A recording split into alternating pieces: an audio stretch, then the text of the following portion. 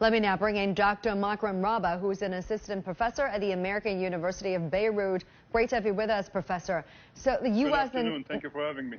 Of course. Now, the U.S. and the EU have promised to establish an aid port now, a maritime corridor to deliver aid into Gaza. What are your thoughts on this?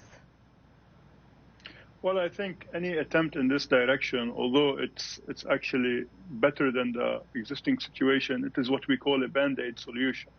They are trying to prevent an already sinking ship by just trying to patch it up rather than actually addressing the root of the problem. Is that the reason for this humanitarian problem is the ongoing war. Rather than trying to throw money at the problem, I think that the political root of the problem is to be addressed, and thus any chances of a continuing humanitarian crisis will no longer be a challenge, because if we stop the bombing right now and in a way start regulating the entry of real humanitarian aid, we will not face the problem that we are facing at the moment.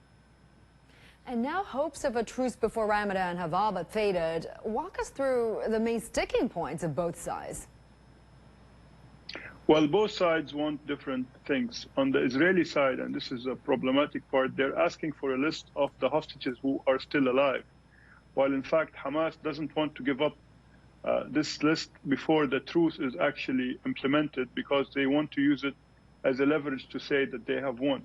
On the other side, Hamas is insisting on the fact that this is not just a ceasefire, a momentary ceasefire that will only extend through the holy month of Ramadan, but rather a kind of a standalone truth that would allow Hamas to claim that it has survived all of this military action. In all sense of the word, both the Netanyahu government and the Hamas government is in a way holding the people of the region hostage, because the ongoing crisis, everyone wants to come out of this war triumphant, and this is something that has prevented the international community to come in as a kind of arbitrator. And I think everyone is relying heavily on the Biden administration and its ability to leverage the situation and to implement a kind of a permanent peace solution, which is something that is non-existent at the moment, unfortunately.